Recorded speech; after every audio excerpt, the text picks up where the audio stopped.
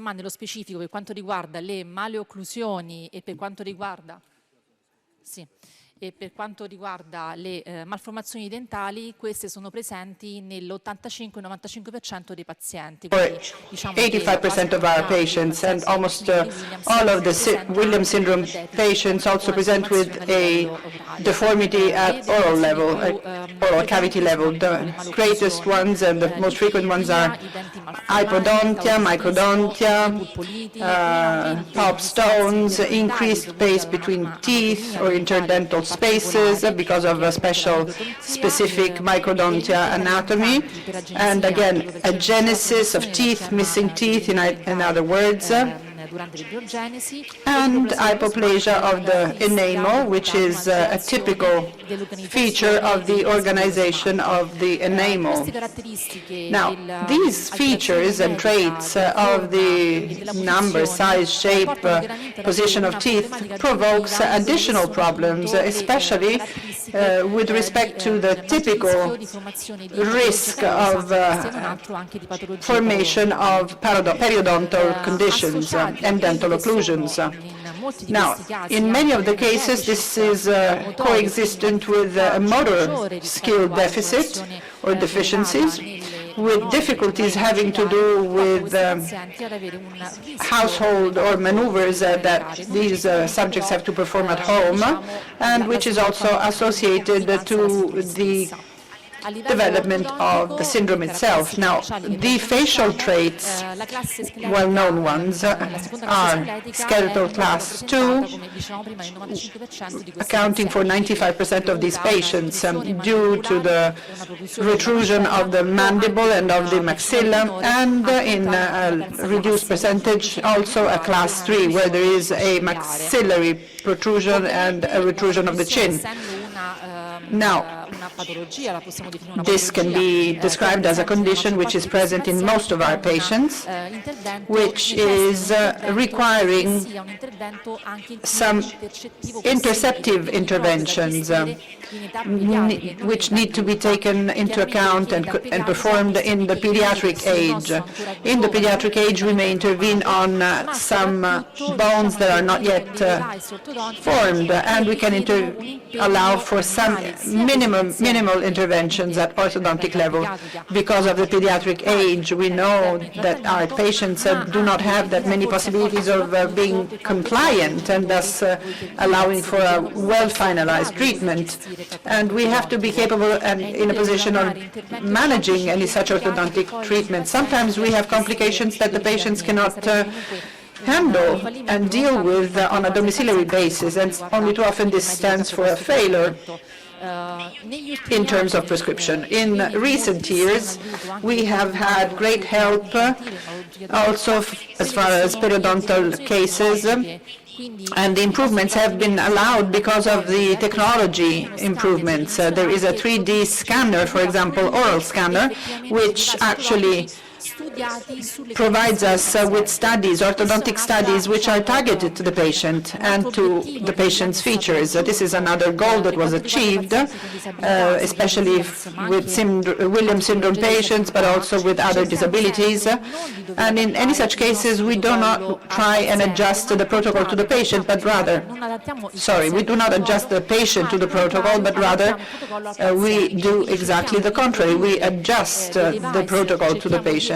And with our own devices, we perform treatments that are compatible with the situation of the patient. And in this case, dentistry is of some help. And in the literature, we see that there is a great presence of malocclusions, but as far as cavity formation and caries formation, there seems to be no univocal studies performed, no single results, especially the Willis syndrome patients seem to be having a higher percentage of cavity formation, whilst in many other studies, we don't see any difference between these patients and the reference patients. So there is a lack of univocal results, which characterizes many studies on patients with disabilities. Now, why am I saying this? Because only too often the sample of population which is considered during the studies is very much different, as well as the tools that have been identified and utilized, and much is also due from the provenance of the sample. Sometimes it's carried out in different nations and in societies where patients are being followed by a structure which also provides a dentistry service. Quite obviously, these patients come with a better index of cavity formation or caries situations. These patients allow and are submitted to follow-ups which are very close. Almost every 2 or 3 months they have a follow-up visit, and they belong to prevention programs. In Italy, this is something which is not as easy as it seems, because there is a lack of public dentistry structures, reference structures, so patients only too often are left in the hands of the sensitivity of the patients and the awareness of the patients, who may ask for a prevention treatment. Now, quite clearly, the main condition is what takes most of the efforts from the physical, economic, and timeline point of view, and most of it is bearing on the shoulders of the patients. Many patients are followed by the Umberto I clinic, especially in presence of an emergency situation, which is obviously the place where emergency treatments are being carried out, but not prevention. In any such patients, we see also some characteristics which are only too often frequent in patients with autistic spectrum disorders, and there are some difficulties in relations, in communication skills, because of the cognitive situation and They have difficulties in characterizing their own condition, and in some 74-95% of cases there is also a great sensitivity to sounds, and as a matter of fact, patients suffer very frequently from hypoacusia, and this is a big problem because the patient is not cooperative sometimes, and also because maybe on top of that the patient presents with a very low level of attention and hyperacusia.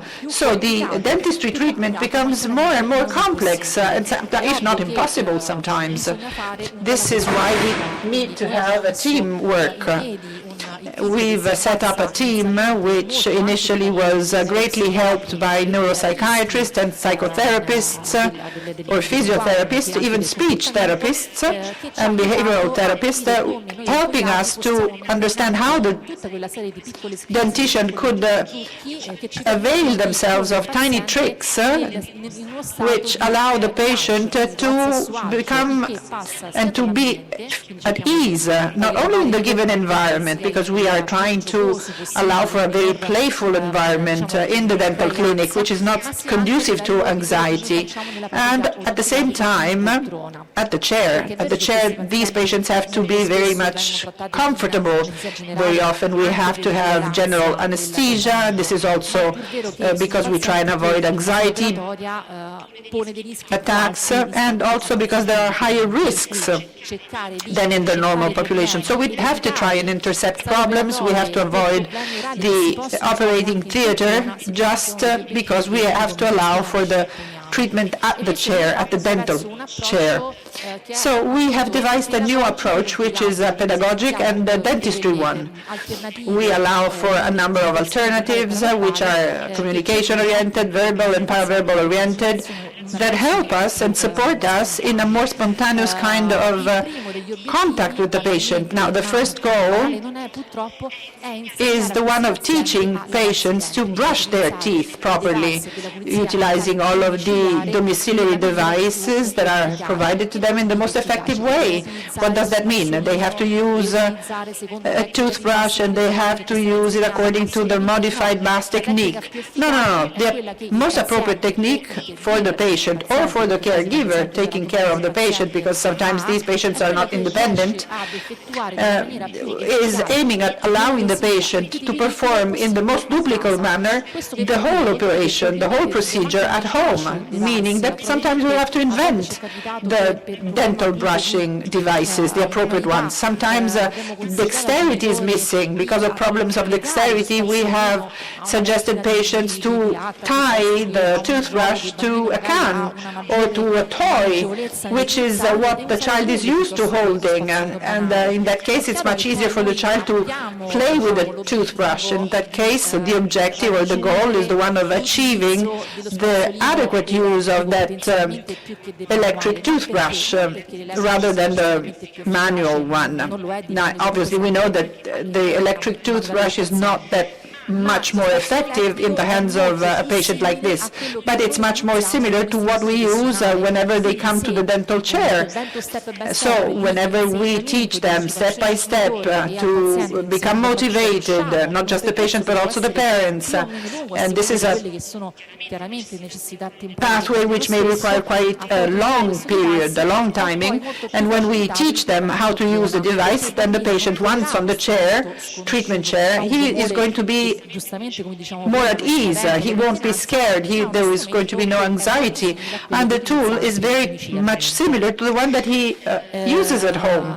The techniques are the traditional techniques that we use when we perform pedodontic kind of treatments, such as the tell, show, do technique. So first we tell, and then show the patient what to do through YouTube videos, through applications. And thanks to that, technology is very much helpful nowadays. We allow the patient to try the device. Sometimes it's a very simple toothbrush, or sometimes a dental mirror or a probe, and this can be tested on the nail of the patient so that the patient well appreciates the temperature, the material, the perception against the skin, the pressure in the mouth.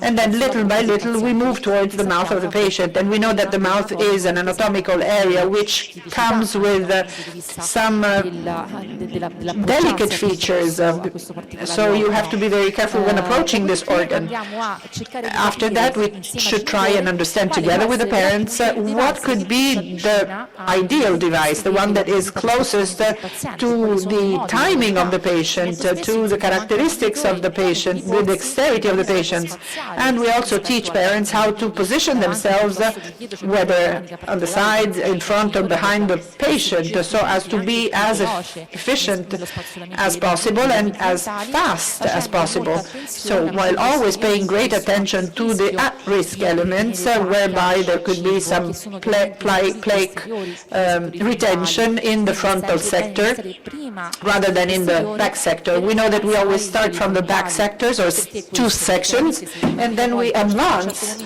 progressively towards the frontal sections. And after a good oral hygiene, we then deal with the oral hygiene. And quite spontaneously, we tend to do exactly the contrary. We start from the front and then we go backwards, which is exactly the contrary that we should do with children. So we have to resort to tiny tricks and suggestions. Then we have to use a given toothpastes, because this is what helps us achieving the hygienization of the oral cavity. So in the first place, we have to use in the appropriate way the toothbrush, and this is what we do on a domiciliary basis. At professional level, at the chair, the key word is interception. Now, the earlier the patients are being intercepted and taken to the attention of the pedodontic specialist, then the treatments are going to be as mini-invasive as possible, but very much highly effective. Effectiveness means treating the tooth in the shortest time. And in the very moment when I have to intervene with invasive treatments, that's when that given tooth comes with a given deadline in terms of management. than toothpaste now. In the literature, there is an indication. Fluoride toothpaste are more effective, especially in preventing cavities and carie formation. But it is also true that in the literature we see that in pediatric patients, in the preschool age patients, 100% of the toothpaste has been ingested and taken in. So we have to know that these patients have greatest difficulties in not swallowing it. So the percentage could be growing.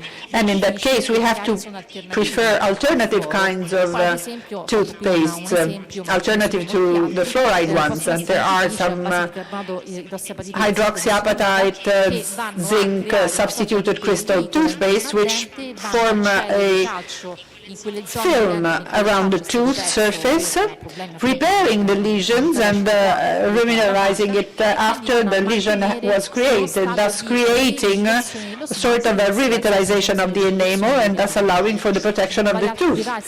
There are other toothpaste that can be utilized very simply, very easily.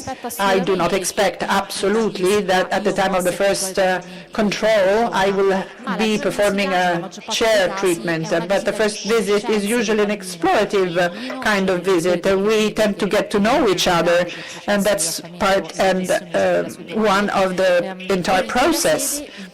At that time, at the time of the first interview, I am collecting the information that I need to treat that tooth or teeth. So I have to understand what is the timing that's going to be looking acceptable to the child.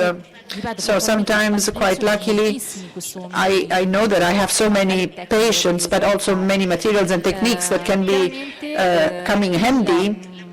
And the motivation is the very first thing that should be considered, the motivation of the parents, and then on the side of the patient are of paramount importance in order to maintain a low risk in any such patients. It is true that we also have the possibility of performing general anesthesia, more or less deep anesthesia, but the purpose of our project, as I said, is a pedagogic or teaching-oriented project, is also the one of becoming sort of teachers for these patients, guiding the patients as to the kind of attitude that should be developed, because this is what allows us to grow healthy patients, healthy children, which will grow into adulthood still being healthy. So healthy pediatric patients makes it possible for the adult patients not to need any further prosthetic interventions, conservative interventions, which will be very much problemsome in their adult age. And in the adult age, we know that any such treatments may be very complex and may not be crowned by success. Now, obviously, we should try and avoid as much as we can the operating theater. That's the main goal, and that's the mainstay. Now, quite clearly, and this holds true for many specialties, a bad diagnosis leads to a worse prognosis, and then if this is true, then this is even more true in the pediatric population, because there may be possible cavity formations or periodontal problems which are not effectively treated, and possibly this should envisage a mode which envisages not a long-term distance, but rather a short-term distance, whilst what we are looking for is a long-term distance. So in that case, we know that the pathway has to be a multidisciplinary pathway, envisaging frequent controls, dentistry controls, allowing us to do some prevention and not a treatment. Having said this, I'm finished. Thank you. Thank you very much to Professor Corridore. I think we can take one or two questions for those of you who wish to do so. Do we have anyone here in the auditorium? Thank you for the great talk. I just wanted to ask, do you also take care about the tongue? Because according to my knowledge, the tongue is almost always in these patients rather big and lazy. So do you do some oral exercises or something like that? Just repeat slowly the question for the professor, a little bit slowly. Do you also do some oral exercises in these children of the tongue?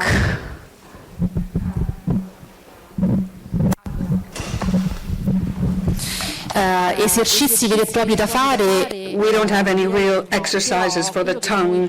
What we do propose to parents, and this is of course when we have these younger patients, preschool age children, we have just a few seconds at a time to show them how to play with their toothbrush. It can be done as a game, and we've also organized or produced some YouTube videos to show our patients how to brush their teeth. And we also often use picture stories. This is what we do for autistic children. So they're cartoons. I would even call them cartoons, animated pictures, as it were.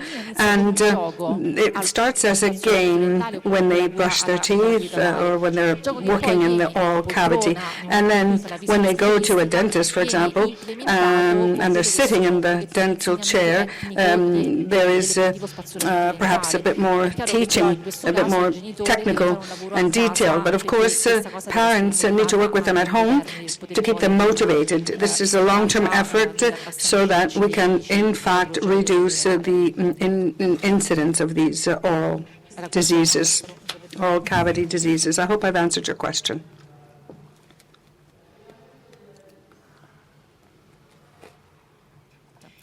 Okay, exercises for the tongue. This is what the speech therapist would do, and this is another professional that we work with all the time.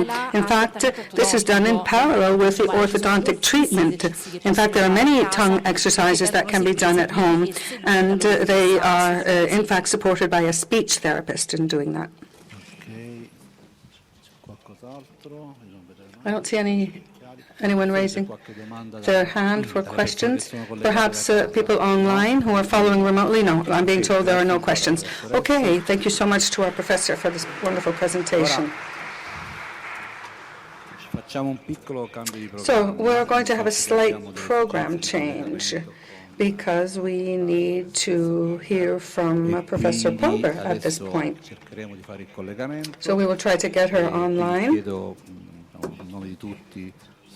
I must apologize to our colleague Lorenza Putignani for asking her to please wait and then speak next. So Barbara is there. Barbara Prober is there. Hello, can you hear us? Can you hear us? Not well. Not well. Unfortunately, the sound is not very good. Now it's better. Let me see if I can turn up volume.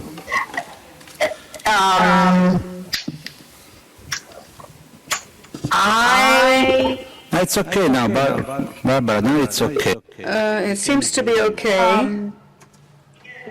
It seems to be okay. The connection perhaps isn't very stable, but we'll do our best. Yes, I mean, this started happening yesterday, and I was told that it gets better as I continue to talk. I will certainly hope so. Are you able?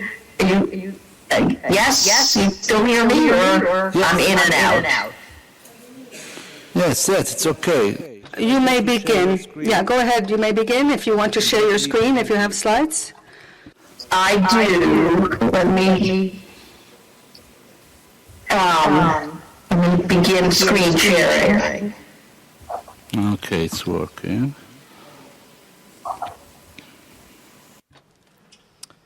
I think he wanted to introduce you for just a moment before you begin. Yes. Click. Are you seeing my screen? Yes, but to put it in presentation mode. Yes, I am trying. There we go. Go. Fantastic. It's okay. So, it's a great pleasure and honor to have today with us Professor Barbara Prober from Massachusetts Hospital in Boston. She's an emeritus professor of pediatrics, and she completed the MD at Yale School of medicine, and then she moved to Boston to get the pediatric residency. The list of prize, award, and et cetera, of Professor Prober is too long. So I would just say and share with you that she organized the first multidisciplinary clinics for Williams syndrome in 1987. So a long time. And so for all the reasons I can say, and I think that all the people in this room agree, that the Professor Prober is the Williams syndrome story. And so again, thank you for joining us, and the stage is yours. Thank you. Well, thank you for the kind introduction. Thank you for inviting me to speak, and thank you for allowing me to do this remotely. I'm very sorry that I'm unable to be there in person. The one correction that I want to make on the program is that Boston is actually in Massachusetts, not in Maryland. So if you look for me in Maryland, you won't find me. So again, many thanks. So in the time allotted, I'm going to present one snapshot slide of problems in adults with Williams syndrome. Yes, sorry, that's my title, issues, and given the time constraint, selected issues in adults with Williams syndrome. The problems I'm going to dwell on a bit are BMI variation and impaired glucose homeostasis, diabetes, and then I'm going to close with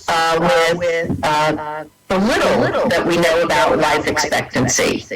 So on the next slide, I want you to think of it as artwork. It's unreadable. It's intended to be unreadable. It's really the gestalt that I want to call to your attention. So this is from a recent review, and the people who worked on the review are shown there. You've already seen a few figures from this review, and each bubble is an organ system, and let me walk through the color coding. A particular problem, if it has a peak prevalence, if it's most prevalent in infancy or childhood, that was highlighted in blue. If the problem has a peak prevalence, most common in adolescent or adulthood, that's tan. And if it's kind of equally prevalent throughout the lifespan, including adulthood, that was indicated in a yellow highlight. Again, if you step back and look at the gestalt, see are primarily tans and yellows. So what this tells us is that most problems either continue through to adulthood or are most common in adulthood, which in turn tells us that more of our research needs to focus on what happens in adults. So the problems that I'm going to focus on a bit are conveniently in the endocrine and growth bubble, pre-diabetes or diabetes, and that I'm echoing. Am I echoing for myself?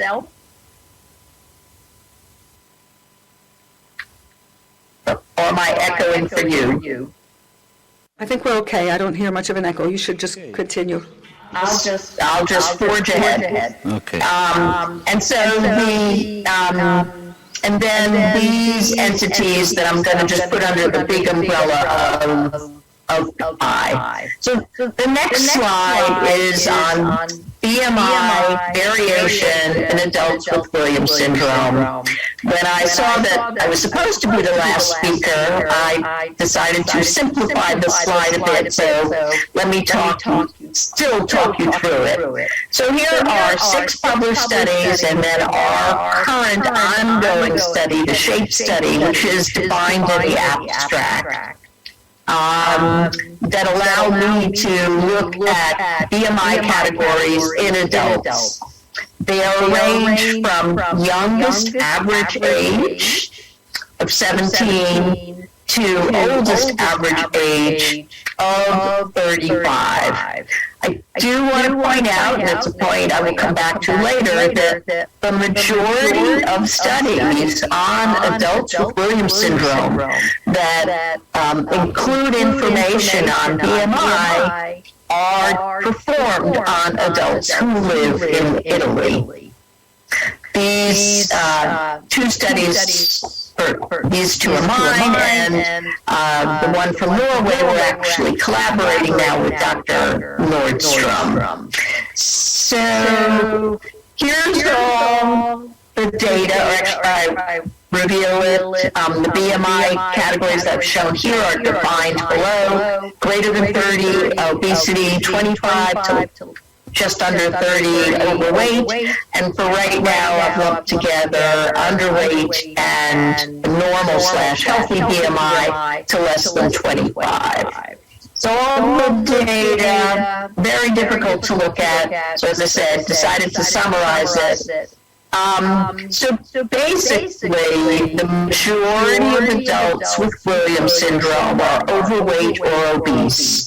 So the younger adults, again, if you scrutinize these studies, approximately 50%, give or take, are overweight or obese, and it trends upward to approximately 60% in these studies on slightly older adults with Williams syndrome. So again, that means the majority of adults with Williams syndrome are overweight and obese, and are at risk for all the obesity-associated complications that you heard about in the nutrition presentation.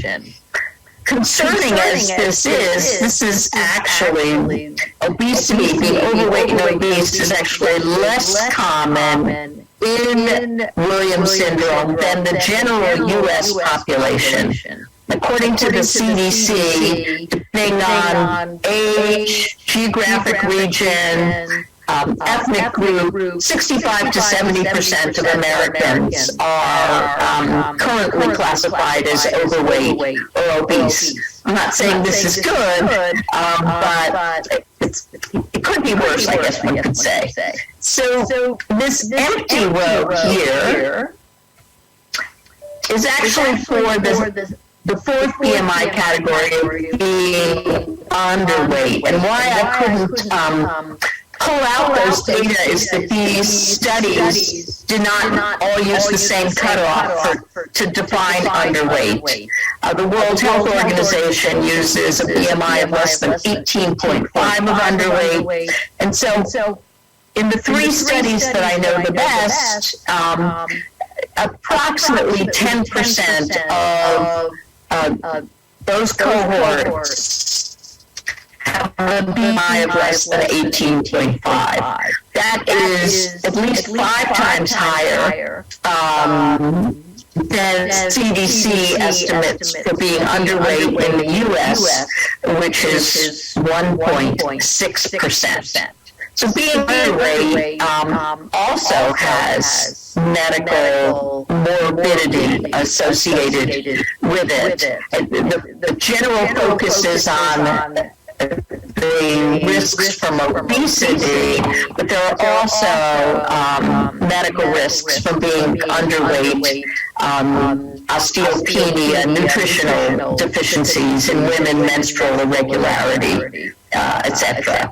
So we're going to leave the words for a minute, and I'm going to show you some pictures from our subjects. It's in black and white on purpose. Some of the subjects, their clothing had identifying characteristics, or they were distinctive colors, so that's why I converted these all to black and white. So as I said, we have adults with Williams syndrome, a higher than typical frequency of being underweight.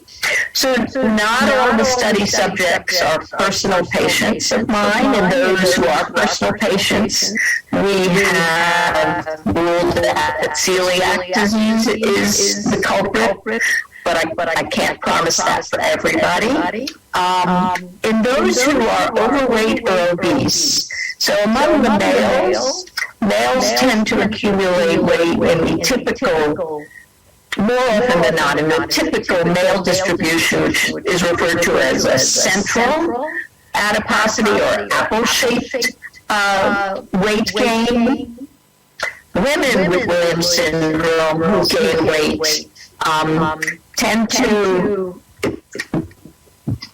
accumulated in a pear-shaped distribution, so more around hips, thighs, buttocks, but it's actually more than that.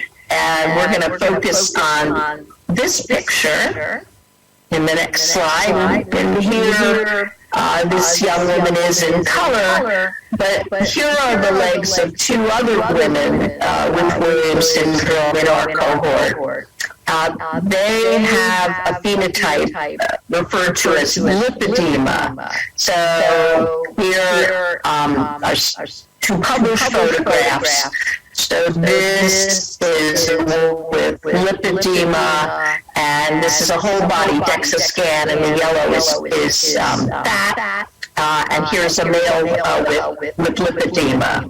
So, I mean, what is lipedema? It is a post-pubertal onset of subcutaneous adiposity, symmetrically deposited primarily in hips, thighs, buttocks, and legs, down to cuffing with sparing of the feet.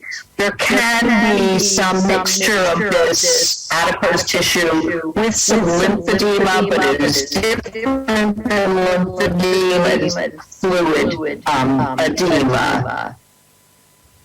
Compared to the general population, let me step back half a step. There is no biomarker for lipedema. It's a clinical diagnosis. It can exist, and often does, with obesity, so it is difficult to diagnose. The estimates of its frequency in the general population are variable, but I would say most studies kind of hone in on 5 to 10%, and in the general population, it's all females. Intriguingly, in the Williams syndrome population, as I said, it is more common. Our current estimates are 25 to 30%, and it's predominantly female, but we do have affected males.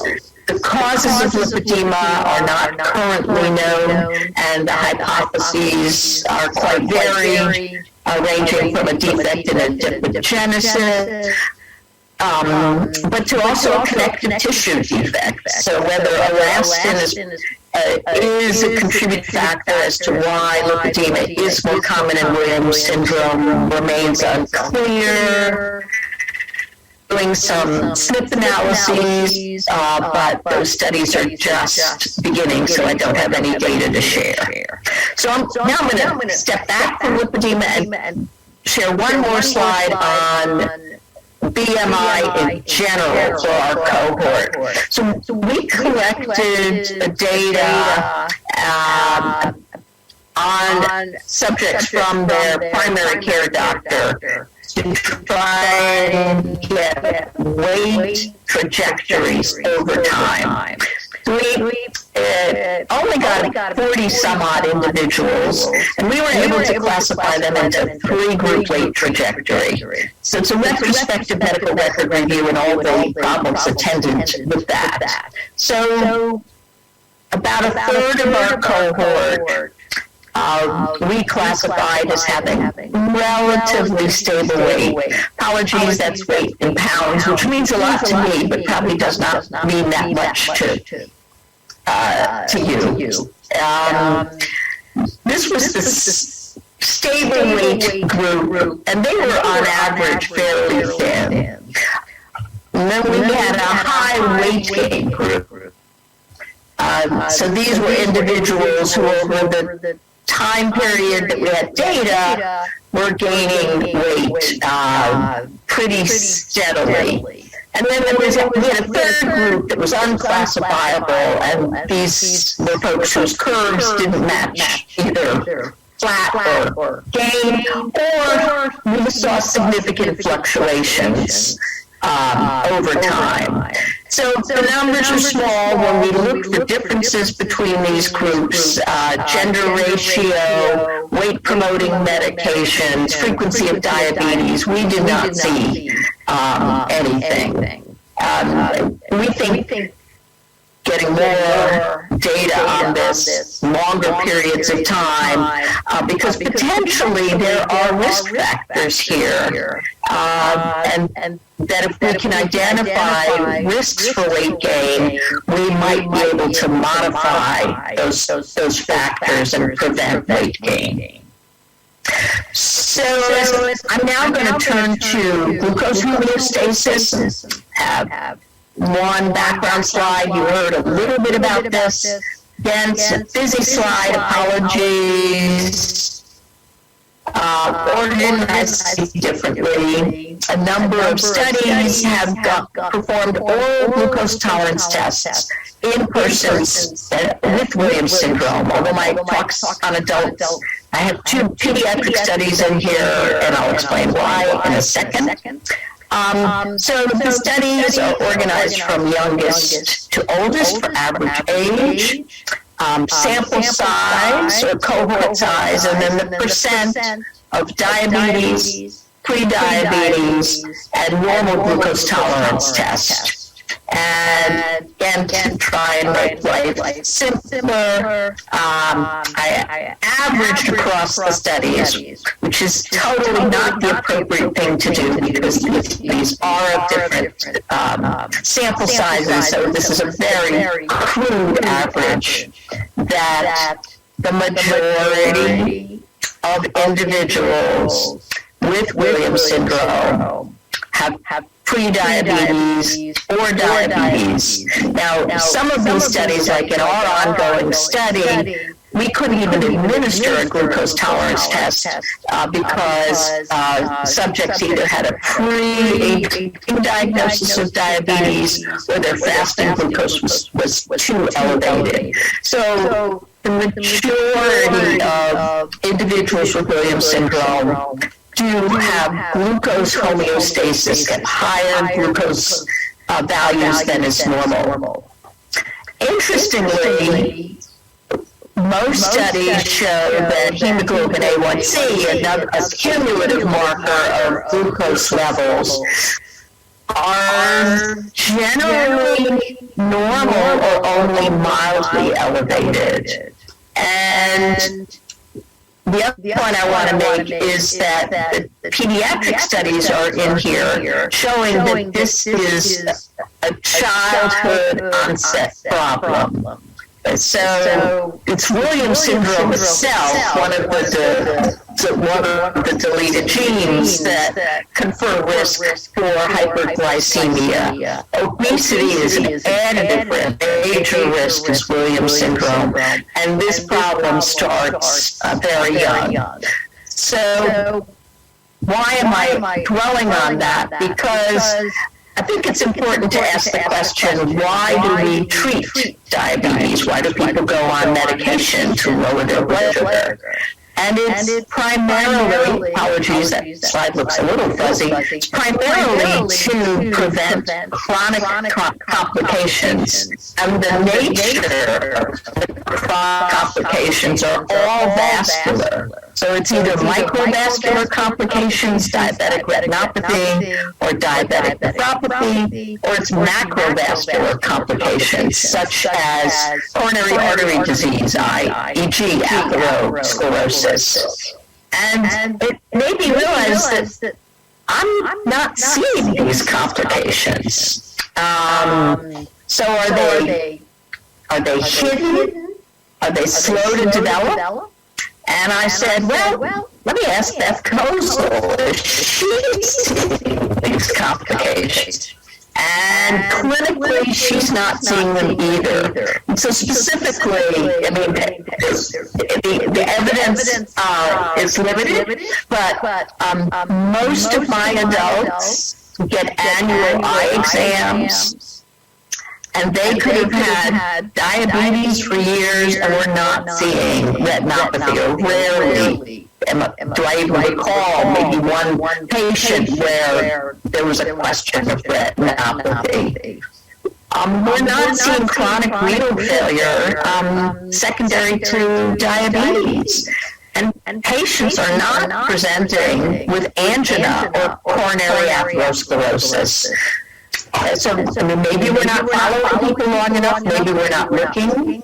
When I investigated the literature, I could find one report that included pathology. This was a young woman who had coronary artery disease. There was no mention whether or not she had diabetes. And then another woman who had a stroke and myocardial infarction, heart attack, who had some distal narrowing, but it's not clear to me that is atherosclerosis. So is there a precedent for low risk of diabetes, vascular complications, and there is in the group of genetic disorders that cause maturity onset diabetes of the young, glucokinase mutations, which cause mild fasting hyperglycemia. Vascular complications are rare.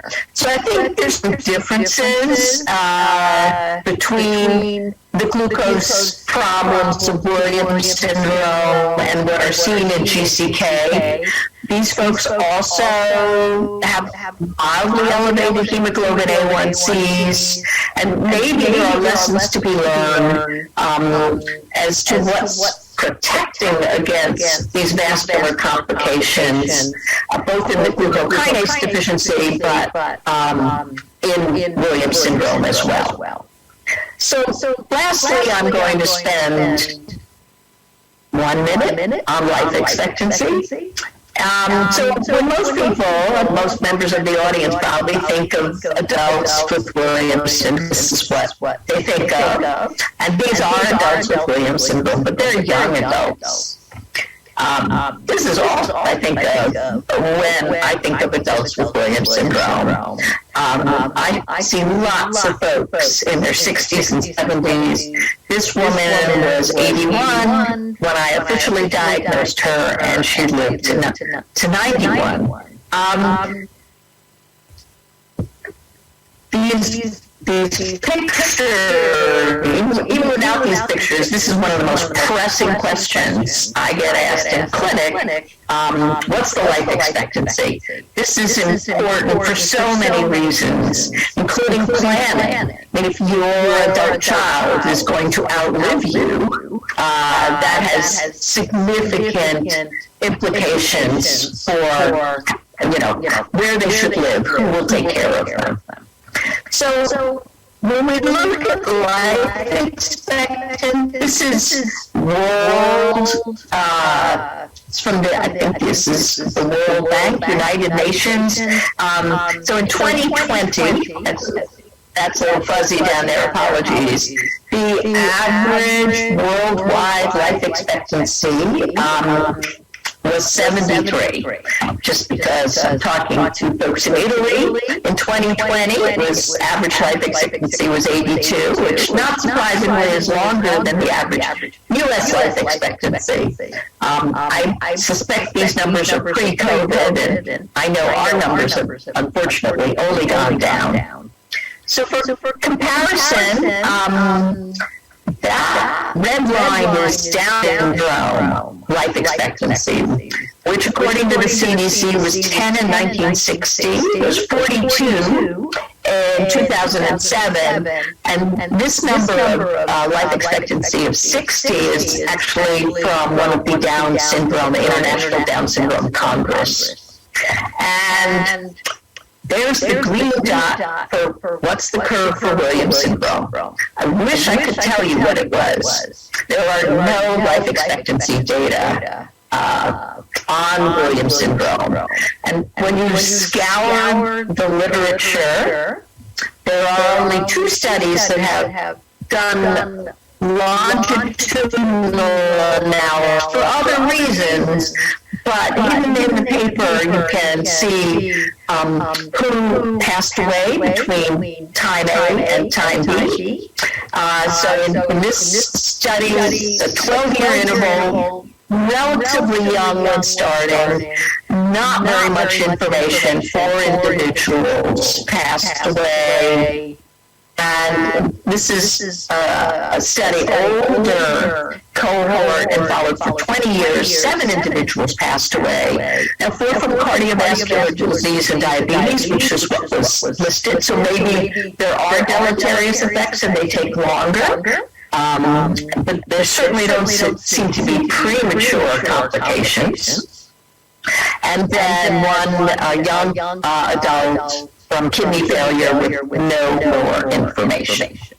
So, by way of summary, I've touched on BMI variation. I think it's important to be aware of underweight in Williams syndrome, which seems to be more common than expected, and overweight lipedema. Now, interestingly, when I look at all those Italian studies, I do not see the word lipedema. So I don't think it's an American phenomenon. Lipedema has certainly been in the general population reported worldwide. Our current emphasis to try and tease apart BMI variation is we're actually looking for eating disorders. We think that there's an increased frequency of eating disorders at both ends of the BMI spectrum.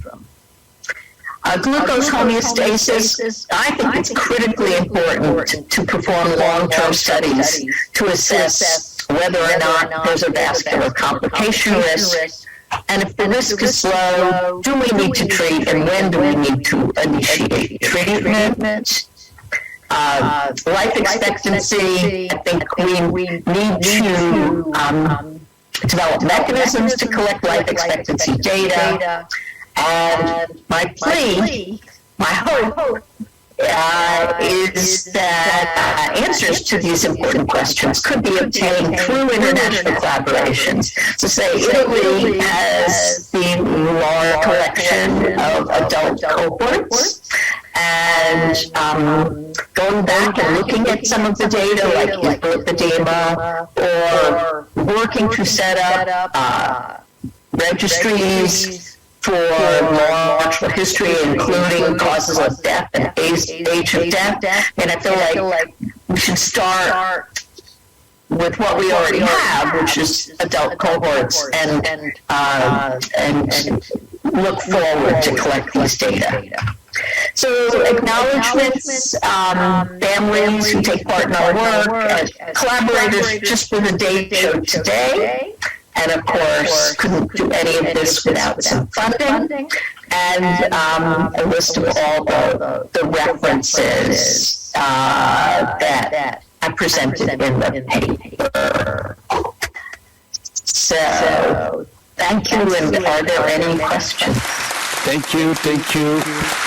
Thank you, Professor Spober, for this excellent presentation.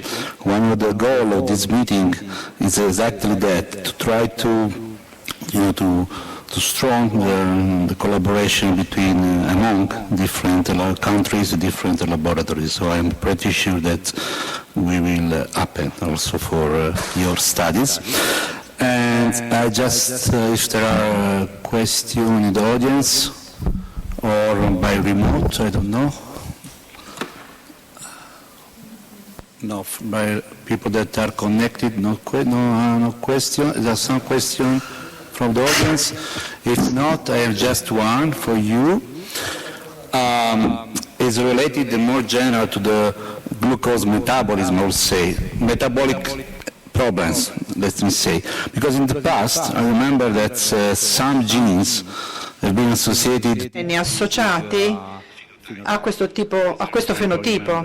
Mi ricordo la WBS-CR14, cioè un fattore di trascrizione, e la mia domanda ha a che vedere con gli aggiornamenti, se ce ne sono, quelli dei geni che svolgono un ruolo a livello di metabolismo, di fenotipi, e poi se lei tante volte ha dei dati riguardo alle alterazioni metaboliche, come la gluconeogenesi, la glicolisi, per quel che riguarda i pazienti affetti da Williams. Dr. Merla, after you asked your question, I heard you started in English, but then all I heard was the Italian translation. So, I mean, MLX is certainly one of the lead candidate genes for being the risk factor. Syntaxin 1A possibility too. I know the bulk of the data suggests this is insulin resistance. I mean, I'm not sure that there isn't an element of a secretory defect as well. Okay. But I'm not sure that was your question, because... No, it's exactly that. If there are genes that are associated with metabolic anomalies in Absolutely. That's why Williams syndrome itself is the major risk factor. And MLX-IPL is clearly one of the lead candidate. Okay. So, a question from our colleague Beth Kozer. I don't know. Microphone. Sorry. Hi, Barbara. This is Beth. Hi, Beth. When we've looked at this because of that gene, there's sort of a difference between glucose homeostasis and lipid levels. And we've shown, even with some relatively poor diets, some relatively normal lipid levels, which I wonder if that sort of contributes to this possibility of what we're sort of seeing of maybe not as much athero as you might predict, and things like that. Have you looked at that at all in terms of lipid levels in the patients when you've studied glucose in them? We, on the 50 subjects that we did all glucose tolerance tests on, so most people had lipid levels within the normal range, or had sort of, our population is probably older than yours, were already on a statin for sort of garden variety hypercholesterolemia.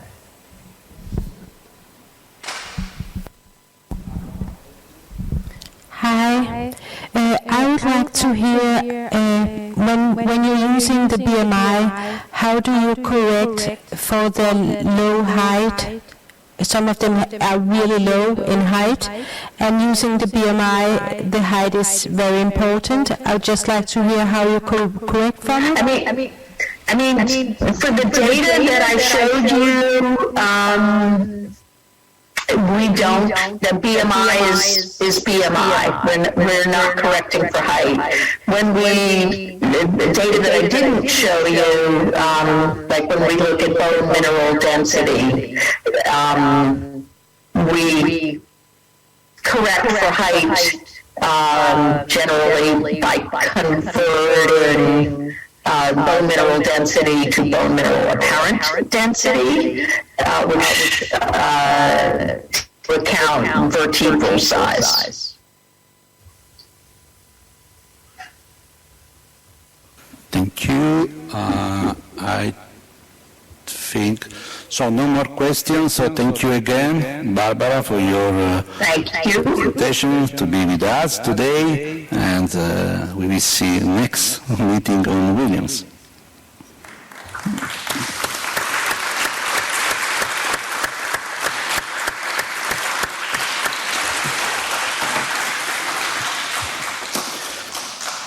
Ok. Allora, ringraziamo ancora la professoressa. Once again, many thanks to Dr. Pauber. And now I believe that we are heading towards the end of this day with the last contribution by Dr. Lorenza Putignani.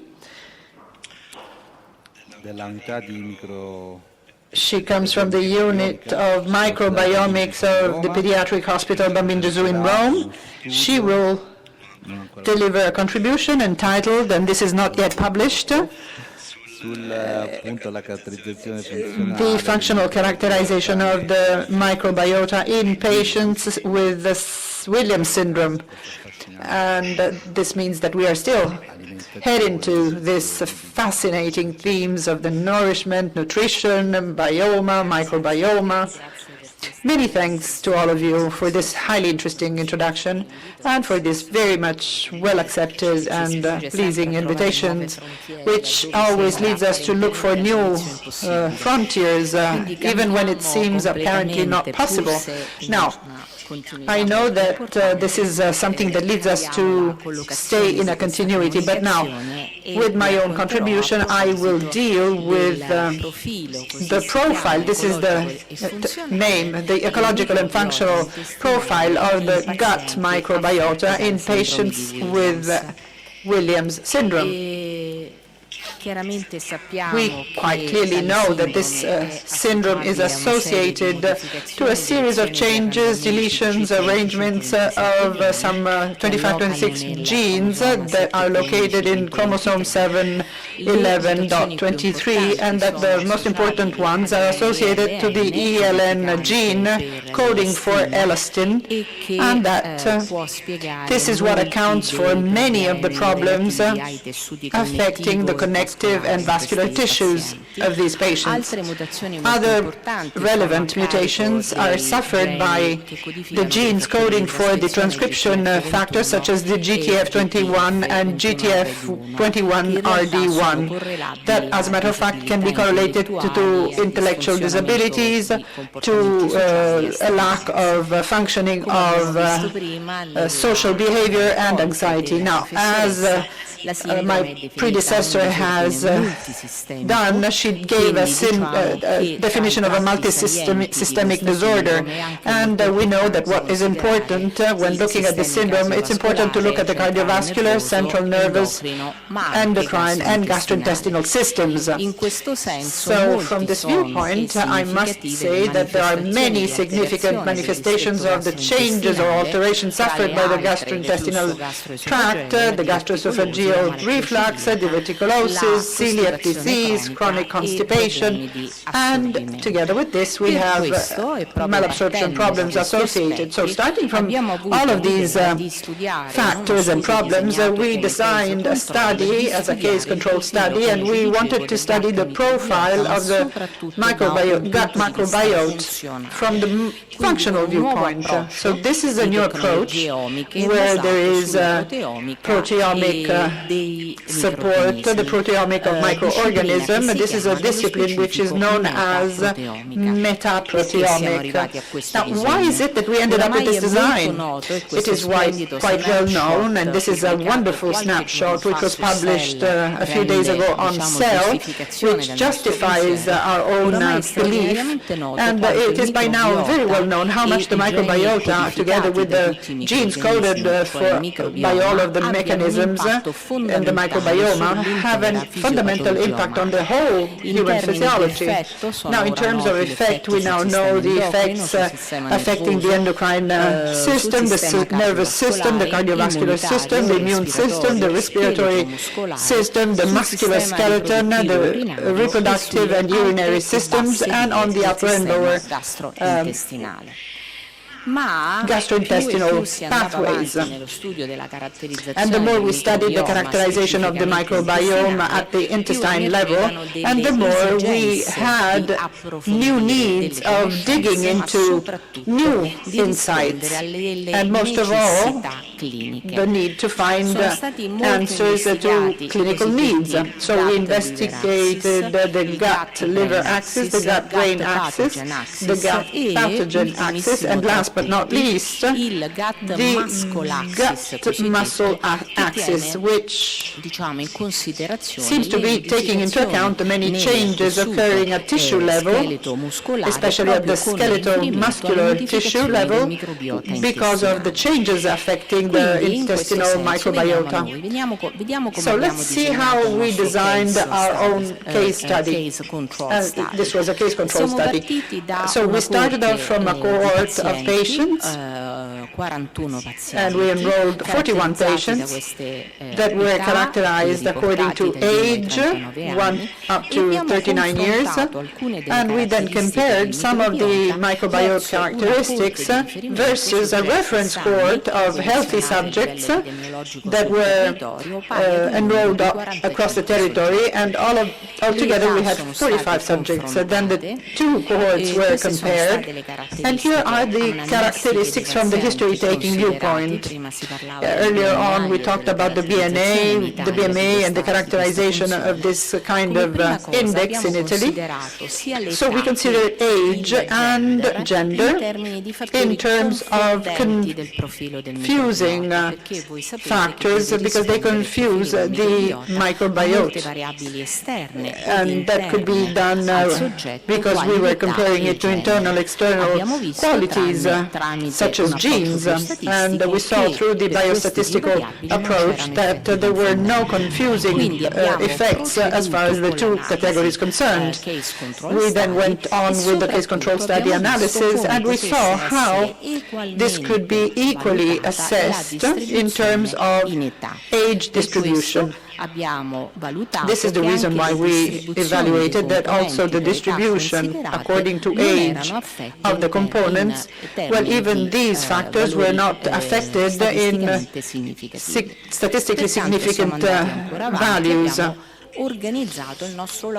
Hence, we organized our laboratory work, and I apologize for the technical details that I am about to give you, but it really won't take much, and this is only to report what is being done in the microbiomic lab whenever we do the characterization of the microbiota profile, the gut one. We collected stool samples of the WBS patients and the healthy subjects. We then collected samples of feces corresponding to some 300 milligrams. Then we performed some breakage of bacterial cells, which is the lysis, through sonication, high temperatures, and detergents that were used. Then we quantified the whole proteins that were extracted, and some of them were furtherly processed, meaning by means of trypsinization, filtration. In other words, the proteins were fragmented and broken into their own peptide constituents. Then the peptides were later on analyzed by means of a highly advanced liquid chromatography platform associated with what is known as a mass because of the very high separation of the same peptides and because of the characterization inside the mass spectrometry detector.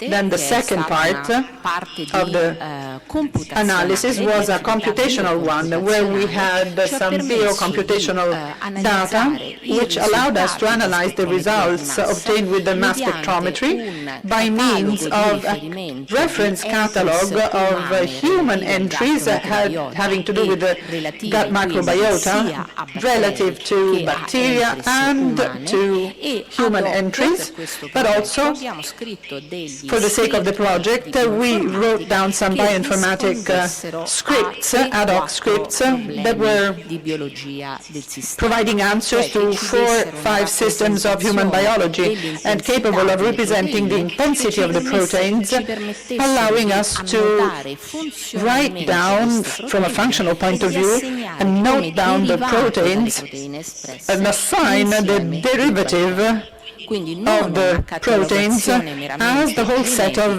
bacteria, so not the typification of the bacteria, but rather something that was derived from their own functions, that is to say, only the ones that were active and that were participatory in the biochemical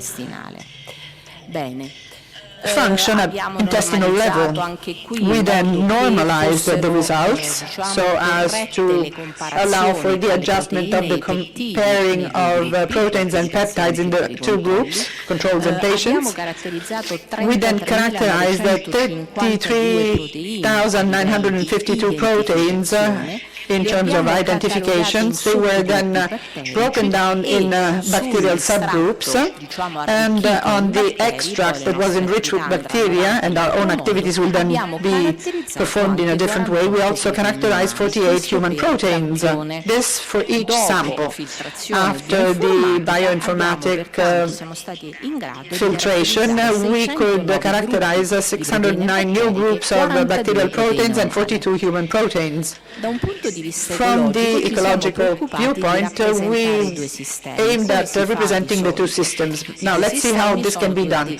The two systems are very complex and highly multidimensional complexity systems, and we did that through the so-called dissimilarity analysis, and this is the name, Bray Curtis is the name, and we saw how different were the systems, very much different, with a statistical value associated to the Permanova test equal to P less 0.001. So the systems were very much different.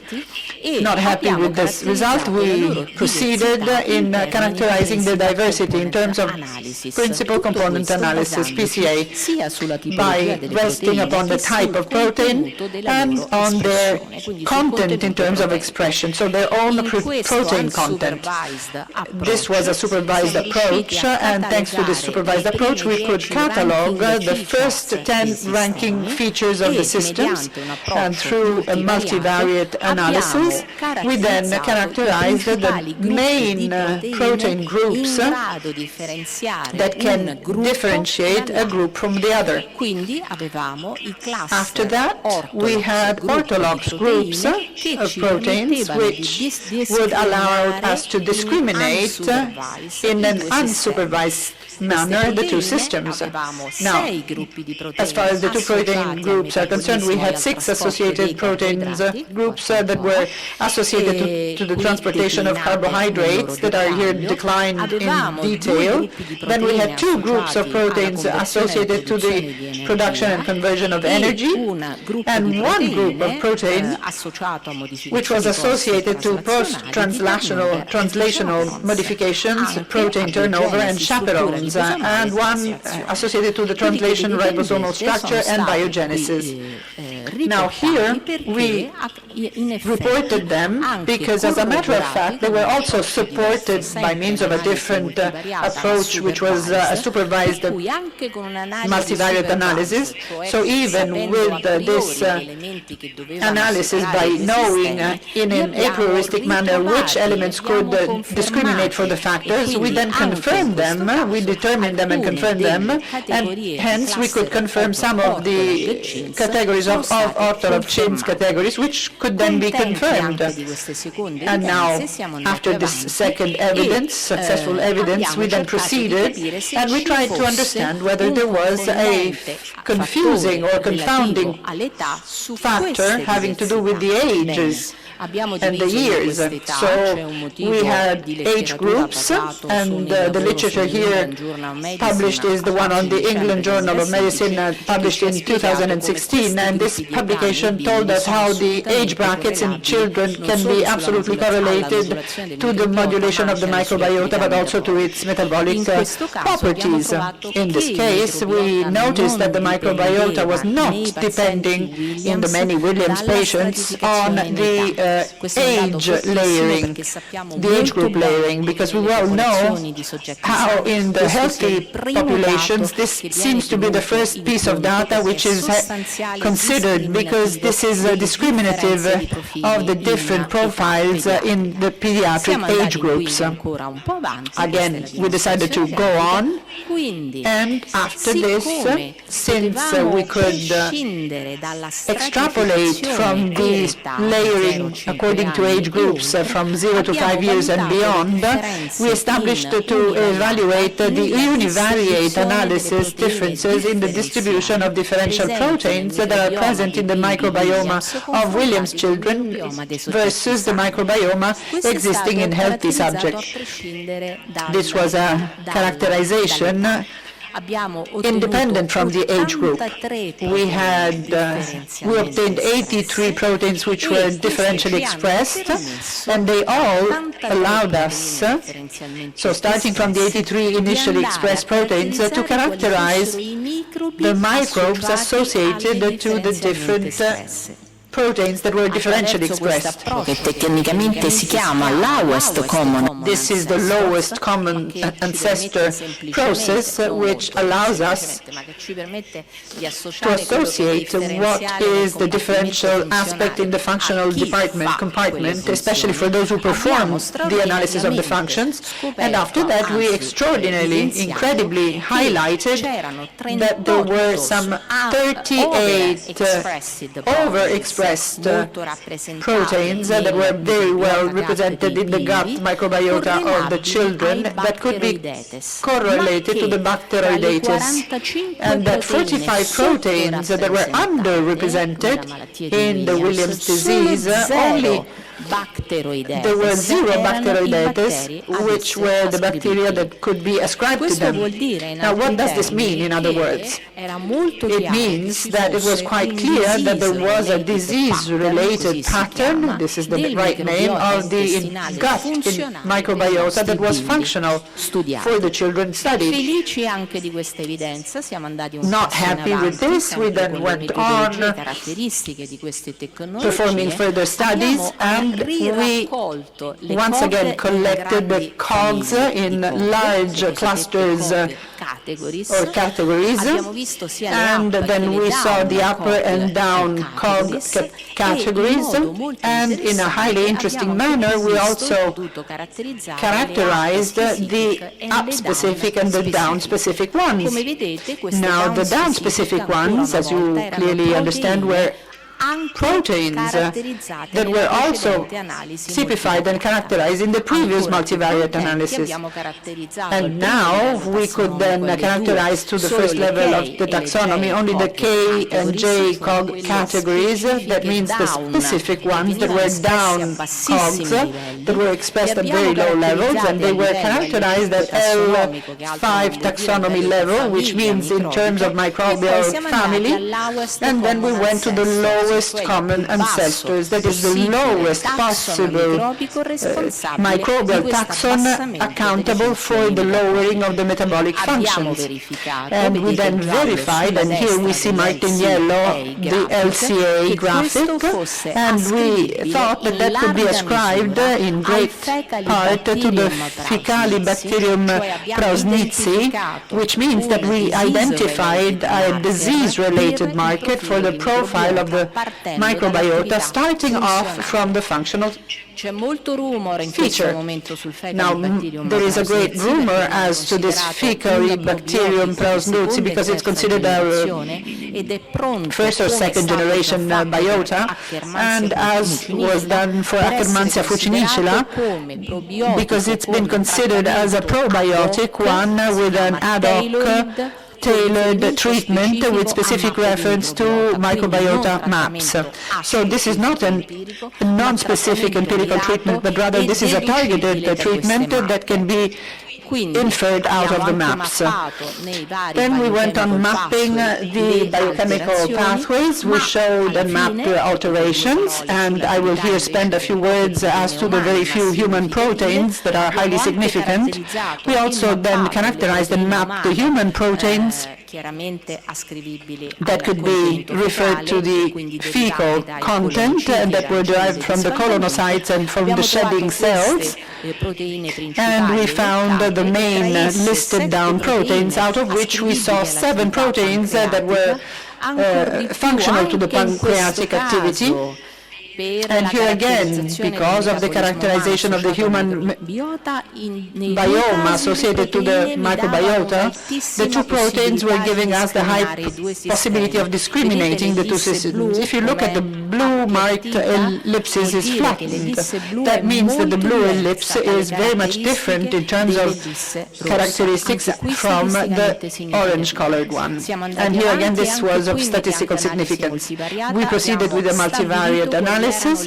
We then established the first 10 proteins that allowed us to discriminate for the human content, the gut microbiota in our children.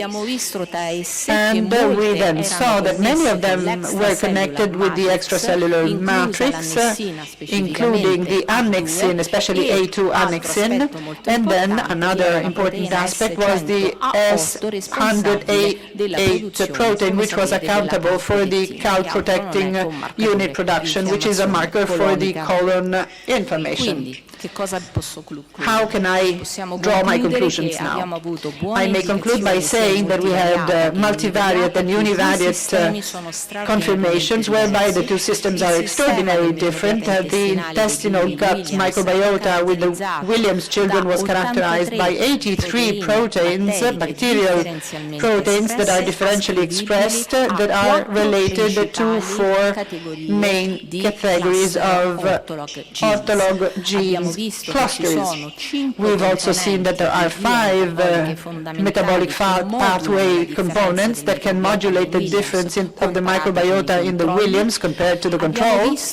And we also saw that even with reference to the colon proteins, there seems to be a very interesting field that needs to be further understood, because it's accountable for the matrix and of the proteins correlated to the inflammation. And please allow me to say that we also saw that there is a possibility to have a possibility of considering the microbial marker, which is the Prausnitzi Faecalibacterium, as a new proposal for treatment. Now,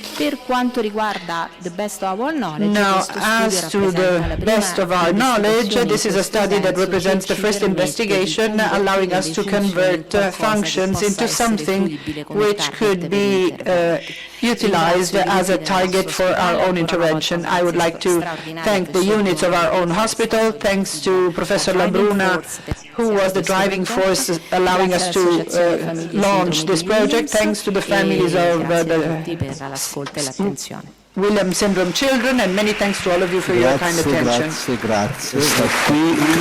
Thank you very much. I'll ask Lorenza to stay right where she is. Yes, thank you so very much for this presentation. It's the first time I'm hearing this, so I'm glad that 3 years ago I inspired you to carry out this study. The question that I have goes back to this morning. Maybe you weren't there. Angelo Silicorni, who spoke about celiac disease and Williams syndrome. In fact, he said that a good share of Williams subjects have a phenotype which enables this kind of situation.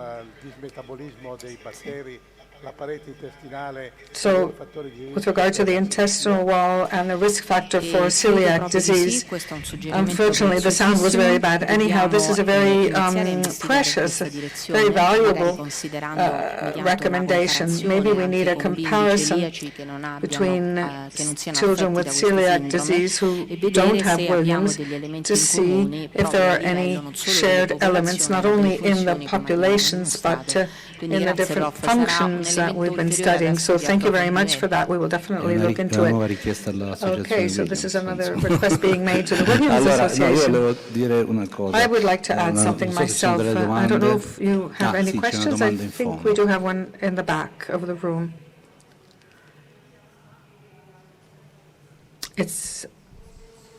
We don't have a microphone. I'm afraid we couldn't hear the question. This is a very complex issue, as some of the others, because these are multifactorial diseases, as you yourselves have said, and the microbiota profiles are very complex. percorso instradato al professor Dalla Piccola, noi abbiamo lavorato tanto su With Professor Dalla autismo. Piccola, we focused a great Quindi deal in on questo autism. caso tutto quello che So può here, essere caratterizzato come That which sottofenotipo we can relativamente characterize a as a Williams deve essere subphenotype of Williams caratterizzato must come be riferimento a un characterized fenotipo as puro a autismo. pure In questo autism senso noi abbiamo phenotype. bisogno di So studiare we have to popolazioni le più study variegate possibili, ma varied anche le più populations, abbondanti but we need possibili, large altrimenti non numbers, riusciamo poi a otherwise dare we anche will un not supporto be biostatistico a able quello to che diciamo. biostatistically Quindi se support si possono what we're saying. intraprendere delle strade di So collaborazione perhaps e we di should caratterizzazione cooperate in questo senso noi ne in this saremmo kind of molto felici. classification. Grazie. I think that would make us very happy, of course. We would love to be able to do that. Question. Hello. Thank you very much for this study. This is something that I've been excited to see. We did some studies like this in mice when I was at WashU, where we were able to find that we were able to transfer sort of risk for cardiovascular phenotype by caging mice in the stool of sort of the risk group and be able to sort of transfer some of the risk back and forth. Have you looked at all in terms of within the Williams cohort as to whether certain sort of characteristic features are associated with particular outcomes? And then my second question was related to sort of differences in diet and sort of cause-effect sorts of things there. Yeah, I think that this is another kind of extreme deepness in the field. We have to move on also in this context. Of course, we have to standardize the procedure and just to identify the starting point. So this is our very preliminary data, but please consider the possibility that we will move on also with mice models and so on. Thank you. One final question from the back of the room. Hello. Going back to what was asked, I've always had a doubt about my daughter with regard to autism. Now, in a young Williams girl, is it possible to identify some of these autistic elements, or is it impossible to do so? Dice in termini di profilazione del In microbiota. profiling the microbiota?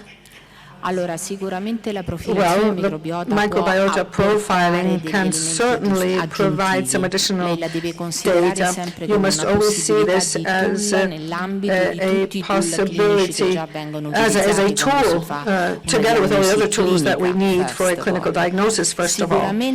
So it is an important tool. Now, in stratifying or classifying this pathology, we can now consider this profile, of course, after standardization and other processes. So this is a profile that can help us as a decision support system or as a clinical decision support system. What do I mean by that?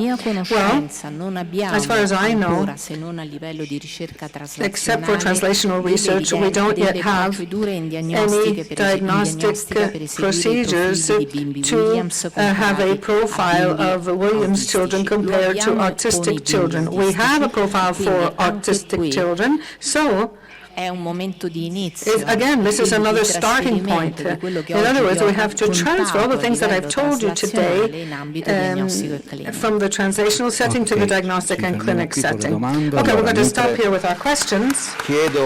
And I'm going to ask Professor Pusignani to not leave, because I'm going to have to talk to you a bit later and talk about some possible forms of cooperation. I think we can stop now, because we have had many questions already. And before handing the floor back to President Leopoldo Torlonia, I wish to thank the organizers, the association, and it's been wonderful to see so many of you. I haven't seen you for years, not only because of the COVID pandemic. I also wish to thank our speakers. We've had excellent presentations all day. We talked about more general elements of the disease. We've seen what happens to the heart, to the gut, and to our teeth. And we've also spoken about the possibilities of the neurological treatments.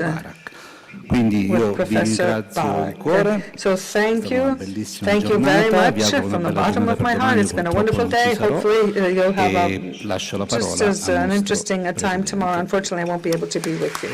And now I'll hand over to our President.